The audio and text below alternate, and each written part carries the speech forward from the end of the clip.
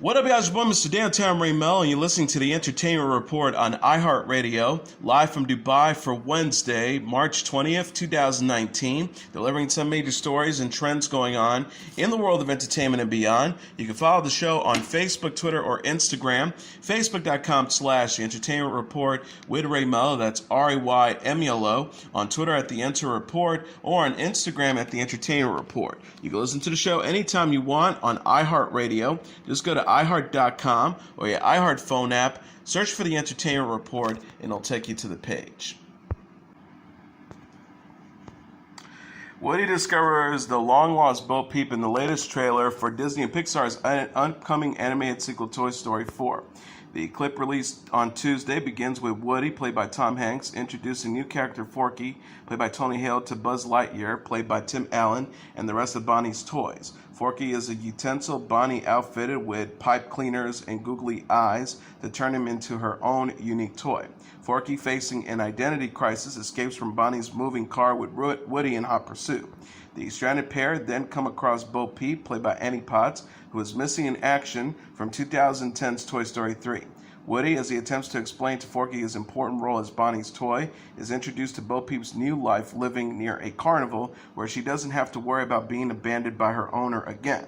Woody must then decide if he should travel back to Bonnie or live out his days free with Bo Peep. Woody says, "I was made to help a child. I don't remember it being this hard." Toy Story 4 from director Josh Cooley is set to arrive in theaters on June 21st. Joan Cusack, Don Rickles, Estelle Harris, Wallace Shawn, John Ratzenberger, Jeff Pridgeon, and Blake Clark also provide the voice work. The film will also feature Keegan-Michael Key and Jordan Peele of Key and Peele fame, voicing two new characters, Ducky and Bunny, respectively. Issa Rae and Lakeith Stanfield are joining the cast of a new romantic comedy. Variety reported Monday the 34-year-old actress and 27-year-old actor will have leading roles in the new film The Photograph from Universal Pictures. Everything director Stella Mehi wrote the movie, which follows intertwining love stories in the past and present. Mehi will also direct and co-executive produce with Rae.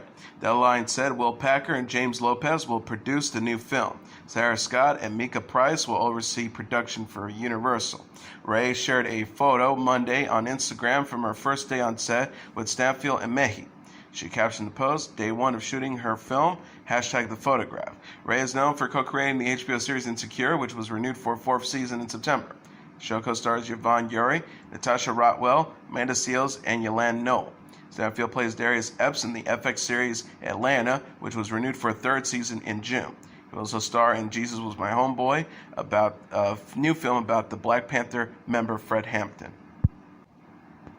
Margot Robbie shared on Instagram Tuesday an image of her as Sharon Tate, the actor she's playing in the upcoming period picture Once Upon a Time in Hollywood. Robbie is seen on the poster wearing a black sweater, white skirt, and white boots as she stands in front of a movie theater. Robbie captioned the image, "Hollywood 1969, #Once Upon a Time in Hollywood." The ninth film from Pulp Fiction and Reservoir Dogs writer-director Quentin Tarantino is set for theatrical release on July 26. Robbie's co-star Leonardo DiCaprio posted a photo of him and Brad Pitt as their characters, a fictional fading television star and a stunt double, on Monday. The movie, which is set against the backdrop of the real-life Manson family murders in Los Angeles, is slated to screen at France's Cannes Film Festival in May, the Hollywood Reporter said Tuesday. Best known for her work in the 1967 film Valley of the Dolls, Tate was pregnant and married to filmmaker Roman Polanski when she was stabbed to death by Manson followers in her home in 1969. Game of Thrones star Kit Harington sought therapy following his character's death in the season 5 finale. The 32-year-old British actor who plays Jon Snow in the HBO series said in the new issue of Variety the highly publicized plot point fueled his neurosis and led to a dark time in his life. Harington told the publication, "My darkest period was when the show seemed to become so much about Jon when he died and came back." He also explained, "When you become the cliffhanger of a TV show, and a TV show probably at the height of its power, the focus on you is fucking terrifying. All your neuroses, as I am neurotic as any actor, get heightened with that level of focus." The fan and media frenzy came at a time when Harington was feeling most insecure and vulnerable. Harington endured months of scrutiny and speculation before Jon's return in the season 6 premiere. The star said, "It wasn't a very good time in my life. I felt I had to feel that I was the most fortunate person in the world, when actually I felt very vulnerable."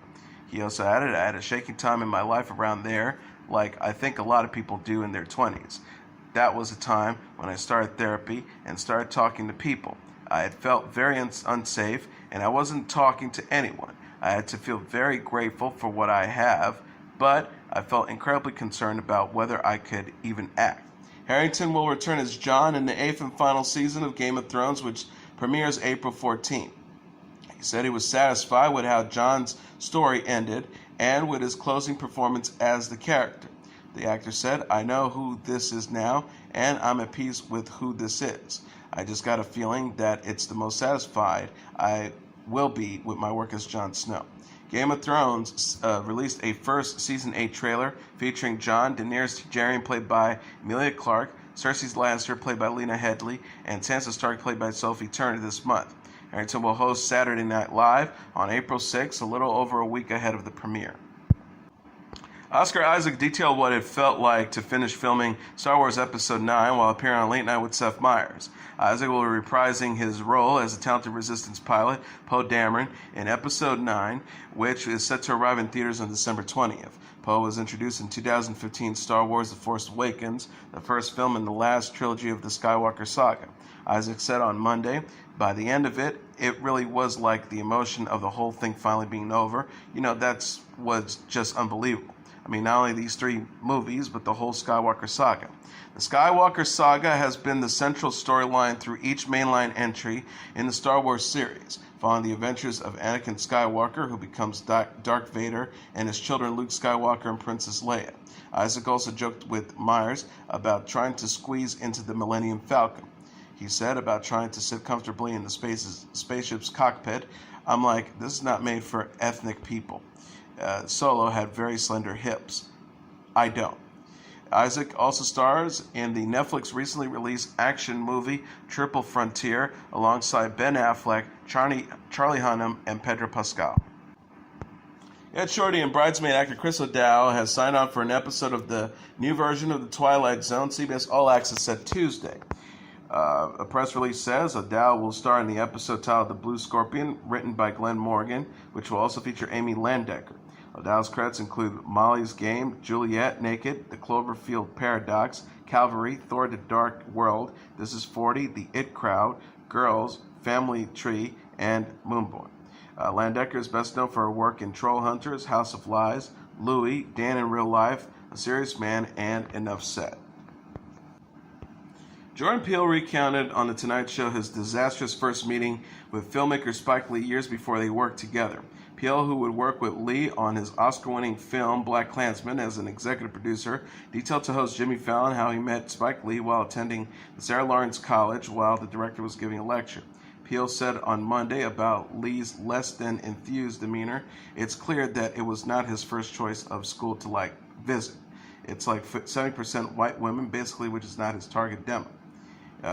Peele continued, "He's tough, he's got a tough exterior," before explaining how Lee wasn't interested in answering his question and how he was told to sit down. "He shut me right down."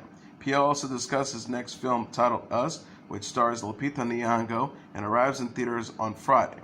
He said about the difference between creating Us and his first film Get Out, "I knew I could just make a movie that I want to see, my favorite movie that doesn't exist, and that's what I did."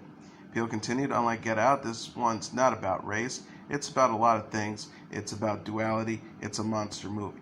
Peele will be featured as the host of the upcoming Twilight Zone reboot that will debut on the streaming service CBS All Access on April 1st. Netflix announced Tuesday that Split alum Anya Taylor-Joy will star in its 6-part adaptation of the Walter Tevis novel The Queen's Gambit.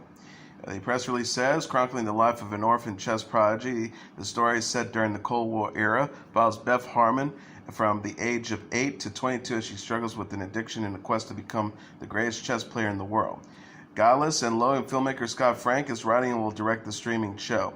Taylor-Joy, who has acted in Glass and The Witch, will also soon be heard voicing a puppet character in Netflix's fantasy drama The Dark Crystal: Age of Resistance.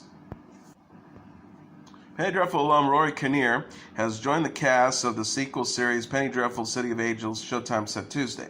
Kinnear plays Dr. Frankenstein's creature in the first part of the supernatural saga, which takes place in 19th century London and ran for 3 seasons from 2014 to 2016.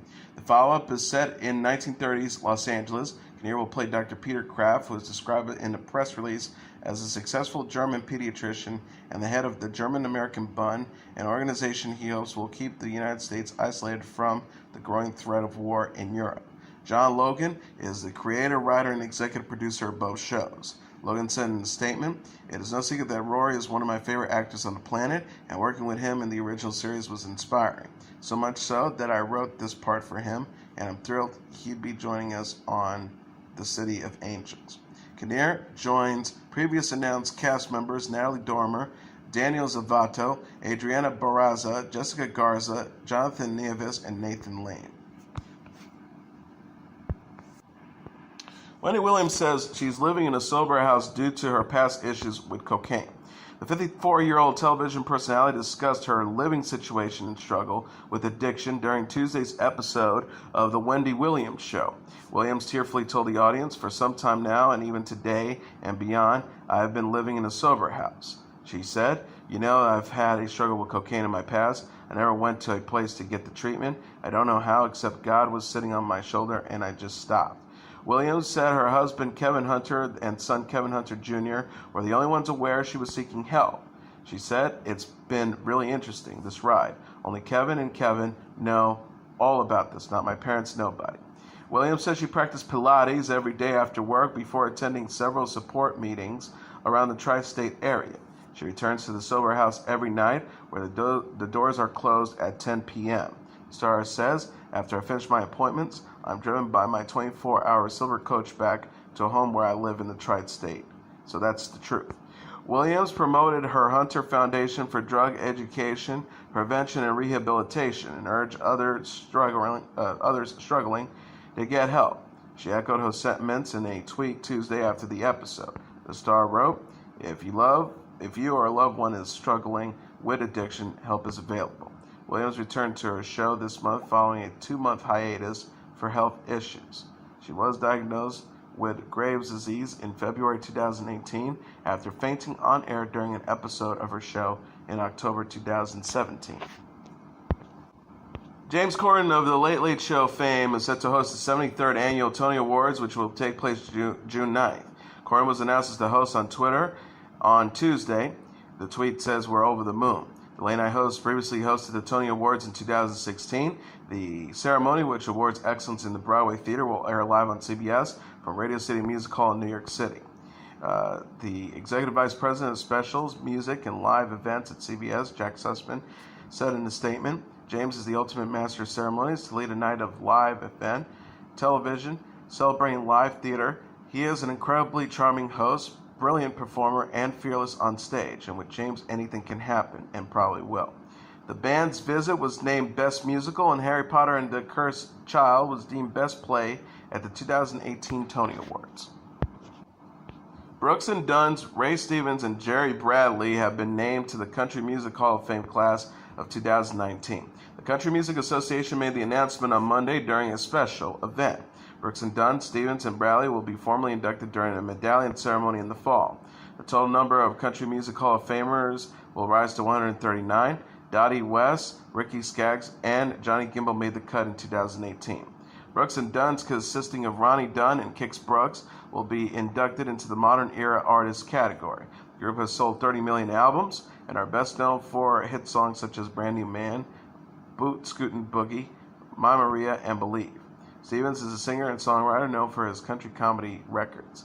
His song Everything is Beautiful was the #1 hit, and his album The Streak went 5 times platinum. Stevens also hosted a variety show in 1970. Bradley heads RCA Records Nashville division the 70s and 80s and oversaw the first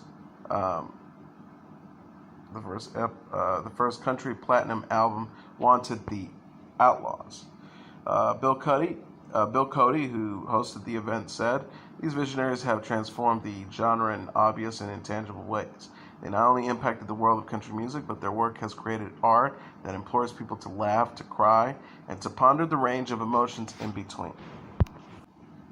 Metallica will perform with the San Francisco Symphony at a special concert in the fall. The heavy metal band shared plans Monday for S&M, a show marking the 20th anniversary of its live album S&M, which was released with the Symphony in 1999.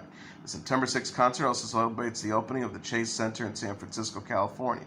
Metallica and the San Francisco Symphony will be the first to perform at the new venue.